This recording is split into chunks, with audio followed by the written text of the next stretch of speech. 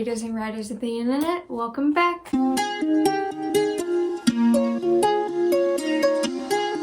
So this is going to be new releases in April that I'm excited for. I had kind of seen like other booktubers doing this, kind of like Holly Hearts Books or a few other people. And I'm like, I can't do it because I can't, I don't want to get the hardback of, the book. I prefer paperback. But then I kind of like sat there and thought, I'm like, there's no reason why I can't make a video about the books I'm excited for and kind of let you guys know, maybe you looked over a new release or something, or I did, and you guys can let me know down in the comments. But I thought this would be a fun little new kind of series to do. If you want me to continue it, let me know down in the comments. If not, let me know down in the comments. I don't care. I'm fine with whatever. This is for you guys. Just let me know. So involving April, I did 9 books, I believe, that I'm most excited for. Fair warning, a lot of them are repeats from my top 10 new releases of the year that I want to read. I'll put that video up there for you guys in case you want to go back and watch that. So yeah, sorry about that. I didn't really realize until I started to like look through them that like almost all of them were coming out in April. I was like, it's okay. So I'm just gonna kind of go through them. There are a good 2-3 new ones on here. I'm just letting you guys know. But yeah, let's get into it. And just a quick side note that there are some sequels on here that like I'm excited to come out, but I haven't read the first book, so I won't be mentioning them because I don't know if I would like the first book and therefore want to continue with the series. So if you're like, oh, you missed something like, I don't know, Rule of Wolves by Leigh Bardugo that's coming out soon. I haven't read King of Scars yet. I don't know if I'm gonna like it. I most likely will, but I don't, there's always that chance. So, yeah, so if you see like a favorite sequel or anticipated sequel and you're like, you missed it, it's like, no, I just haven't read the first one. I don't know if I'm gonna like the series. Yeah. The Infinity Quartz by Kami Dawn Bowman. I've said it once, I'll say it again. I absolutely love this cover. This one is a bit harder to explain, so I'm gonna do the best that I can, but really you kind of just have to read the synopsis on Goodreads to kind of get a better understanding. But so the main character is killed, and she kind of goes to like this afterlife, but it's controlled by, I believe the name is Infinity, who's an AI unit, and it's like our version of Siri, if that makes sense. So, humans control this, it does what they want and all that, but now in this other world, the AI wants to control humans and wants to take revenge on humans for controlling it. So yeah, not the best synopsis, but it's kind of a confusing thing altogether. It just interests me, and like I'm not a big sci-fi person. You guys know this. I'll be the first one to tell you. I'm not a fan of sci-fi, but something about this concept just really interests me. I have always kind of been a fan of AI and AI going wrong and stuff like that. So this one is kind of up my alley in that sci-fi. Witches Steeped in Gold by Annan Smart. I'm so sorry. I know that I butchered that first name. I apologize. This one follows 2 witches. One is Arya, and she has spent her life kind of like in a prison cell. And then the other one is Jasmine, who essentially has to be killed in order to strengthen her mother, who is the queen, power. And she doesn't want to do that. So the two have to team up in this very unlikely, alliance type of deal. And try to save the kingdom. This is a Jamaican-inspired fantasy, which I don't think I've ever really seen before, so I'm kind of really excited about that, like, new aspect. Like, don't get me wrong, I love medieval-inspired fantasy. Like, that's, like, when I write fantasy, that's where I set it in, as, like, some medieval type-esque, setting, landscape, whatever. I love it. I love it. I love watching it. I love reading it. I love it. However, it is kind of cool to see like a new thing. Like with Shadow and Bone, not my favorite series, but it was a bit more Russian inspired than, you know, British, if that makes sense. So this one's Jamaican. Again, really cool. I don't think I've, you know, really read it. I will say this though, Witcher's not my favorite magic system. They're just not. There's just something about them that me and them have never really clicked. We've never really clicked together, but I'm willing to give this one a chance because it just seems cool, and I feel like there's going to be a, you know, cool and fascinating magic system. These Feather Flames by Alexandra Overy, yet another gorgeous cover, and by the way, which is Steeped in Gold, that was also a gorgeous cover. Forgot to mention that, but yeah. Yeah, gorgeous cover, really excited. This one follows, I believe this one is also like Russian inspired, if I'm not mistaken. So we're just getting all kinds of diversity this month. In our fantasy. Love that. But so you have two twins. One is Isaverta and the other one is Azia, I believe. Isaverta, she is kept in the courts. She's meant, you know, she studies like politics, that kind of stuff. And Azia is sent away to kind of further her powers and stuff like that. And then one day, their mother, the queen, is killed. So they have to reunite again. And I believe it's also like a kind of race for the throne type of deal. Like, oh, who's gonna get it? But they also have to try and find their mother's killer. This one I'm really excited for. This one might be number 1 and number 2 on this like entire list this month of like, once it's in paperback, I will be buying it. Like, it's going to happen. So yeah, that's really all I can say about that. House of Holo by Crystal Sutherland. This one has probably been on my TBR the longest, so I'm really excited for this one. This one isn't a fantasy. It's a thriller / mystery / horror with like some supernatural thrown in there. So this one follows Iris Holo, and she has 2 sisters. And one day, like, a mysterious event happens to them. They can't recall anything. They can't really recall their past. But, you know, it changes them. I think they have, like a birthmark or something on them. That's kind of weird.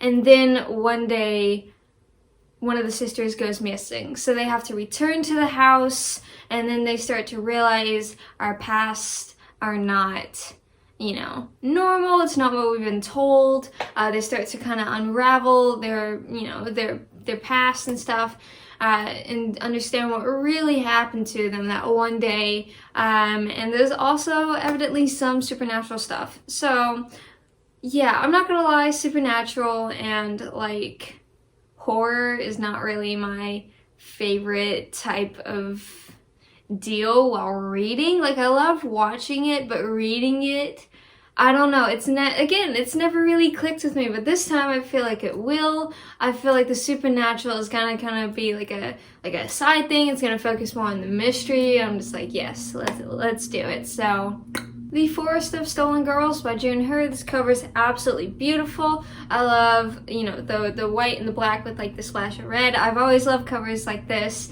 that aren't just like color. It's like, no, splash of color.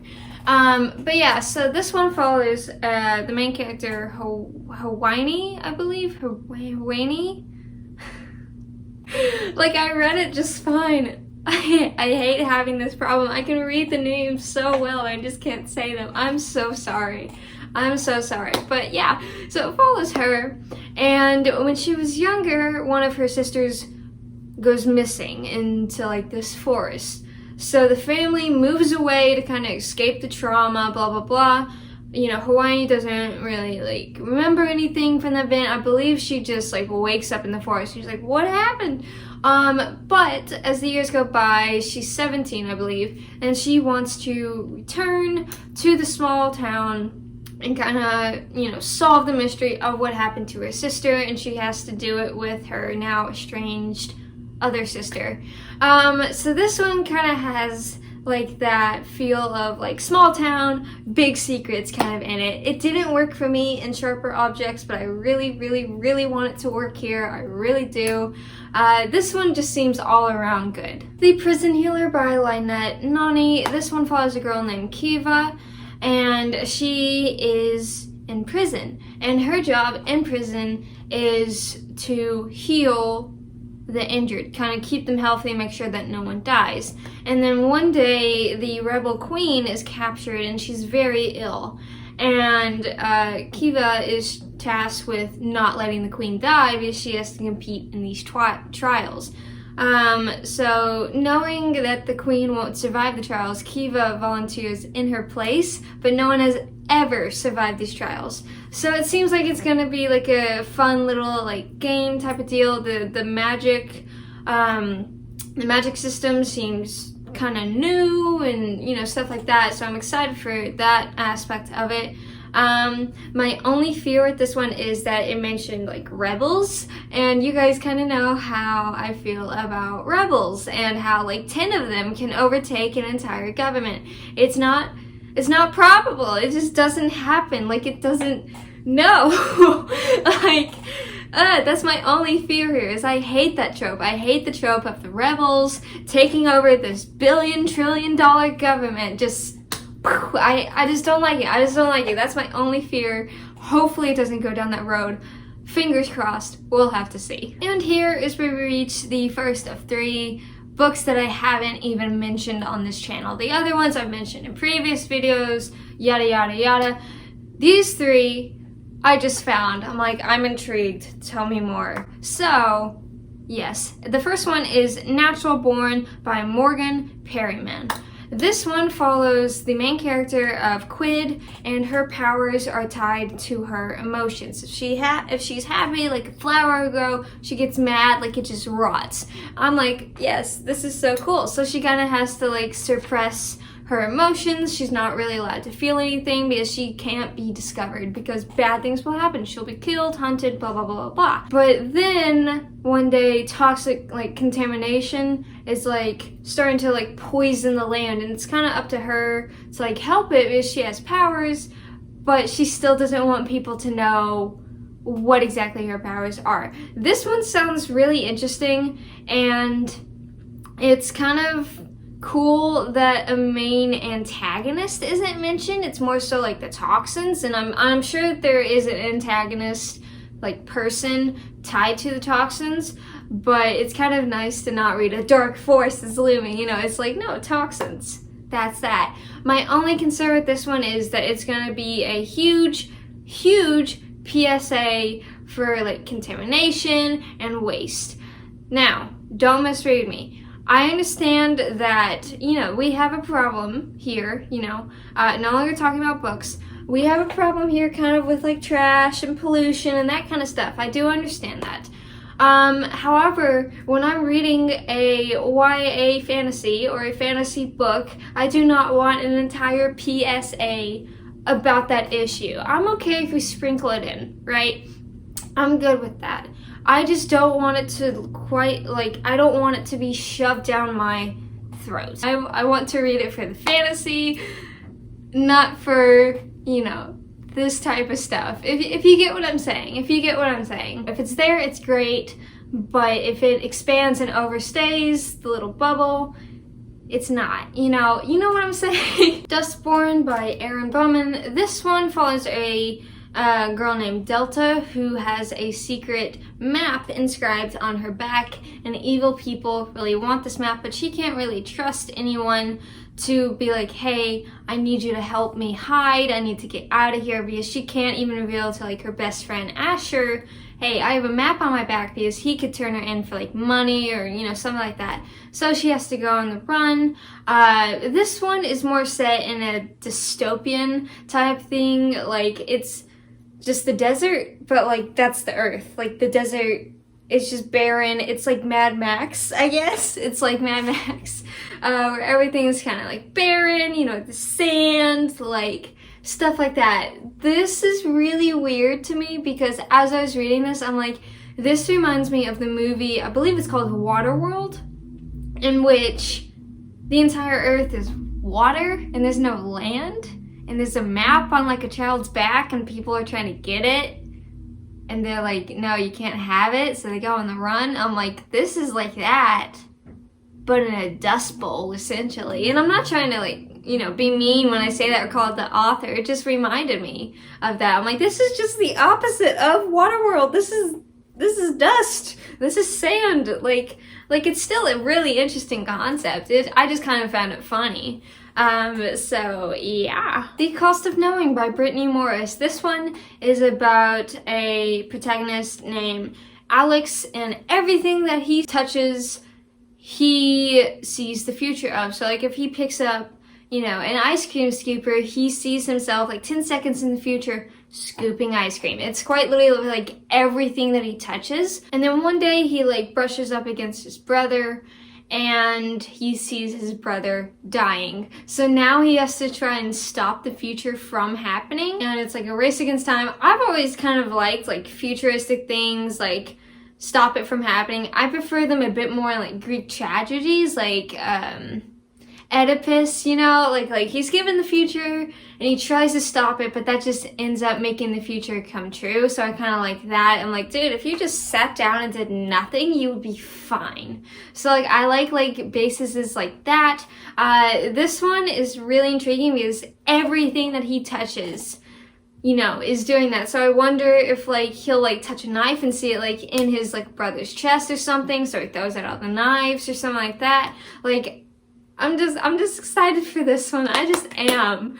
Like, I don't know. It's one of the unique ones on this list. It's not like a fantasy. It's like not a dystopian. It's like a contemporary, but with like magic. I'm just like, let's do it. And there you have it. Those were the 9 books that I'm most excited for new release-wise in the month of April. If you agree with my picks or you felt like I missed one, let me know down in the comments. Again, if you want me to continue the series or stop the series, also let me know down in the comments. I won't be offended either way. This is for you guys. But yeah, so thank you. Thank you as always for watching. Don't forget to like, share, comment, and subscribe. And it would mean the world to me if you follow me on all my other social media, such as Instagram, Facebook, Twitter. Those will be listed down in the description below. And I will see you in the next video. Bye!